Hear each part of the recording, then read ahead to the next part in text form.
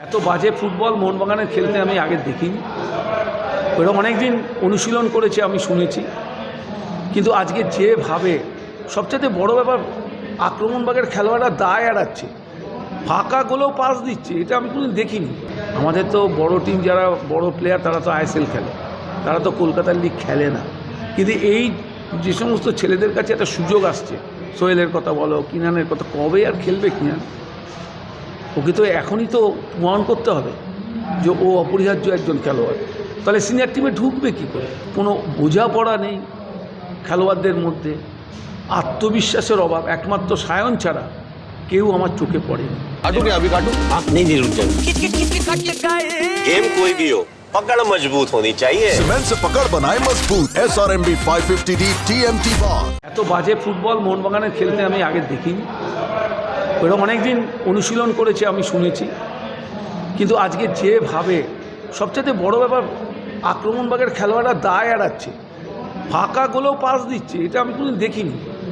মোহনবাগান দু একটা গোল আরও করতে পারত, কিন্তু আমি দেখেছি আত্মবিশ্বাসের অভাব খেলোয়াড়দের মধ্যে, কেউ যেন কাউকে চেনে না। এটা দেখে আমি খুব হতাশ হয়েছি। দলটা তো অনুশীলনের অনেক সময় পেয়েছে, তাহলে মোহনবাগান দল এত খারাপ খেলবে কেন? তবে খিদিরপুরের আমি প্রশংসা করব, ওরা কিন্তু ভালো লড়াই করেছে, ওরা ভালো ফাইট দিয়ে ছুড়ে দিয়েছে মোহনবাগানকে। দেখো আগেরকার মোহনবাগান তুমি যদি এখনকার মোহনবাগানের সাথে তুলনা করো, মানে কলকাতার লিগের কথা বলছি, আমাদের তো বড় টিম যারা বড় প্লেয়ার তারা তো আইএসএল খেলে, তারা তো কলকাতার লিগ খেলে না। কিন্তু এই যে সমস্ত ছেলেদের কাছে একটা সুযোগ আসছে, সোহেলের কথা বলো, কিনানের কথা, কবে আর খেলবে কিনান? ওকে তো এখনই তো প্রমাণ করতে হবে যে ও অপরিহার্য একজন খেলোয়াড়। তাহলে সিনিয়র টিমে ঢুকবে কী করে? তাই আমার মনে হয় বাস্তবকে আরেকটু সময় দিতে হবে এবং এই ব্যাপারটার দিকে নজর দিতে হবে। আগামী রোববার খুব ক্রুশিয়াল ম্যাচ আছে মোহনবাগানের ইউনাইটেডের সাথে খেলা। এই দলটা খুব ভালো দল, সুতরাং এই জায়গাটায় কিন্তু তাকে ভাবতে হবে। সোহেলকে আমার ভালো লাগে না, যে কারণ বললাম তো, আমি প্রথমেই তো বলি জঘন্য ফুটবল, এত পরিকল্পনাহীন ফুটবল, কোনো বোঝাপড়া নেই খেলোয়াড়দের মধ্যে, আত্মবিশ্বাসের অভাব। একমাত্র সায়ন ছাড়া কেউ আমার চোখে পড়েনি।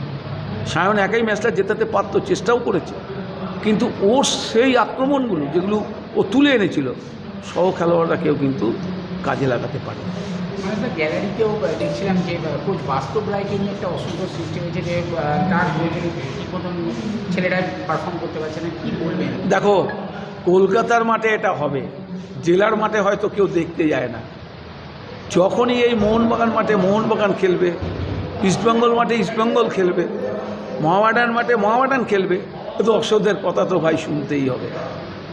না জিতলেই গালাগালি শুনতে হবে। এরকম ম্যাচ ড্র করে গেলে আমরা ইট খেয়ে বাড়ি গেছি আমাদের সময়, তখন মাঠ ভর্তি দর্শক থাকতো, র্যাম্পাটে মাঠে যত লোক থাকতো তাতে বেশি লোক চলে যেত যারা টিকিট পেত না।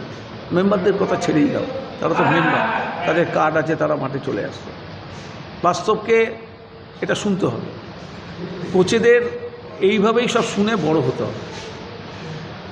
Extra time.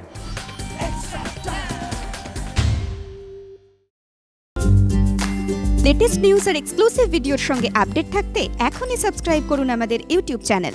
বেল আইকনে ক্লিক করতে ভুলবেন না যেন।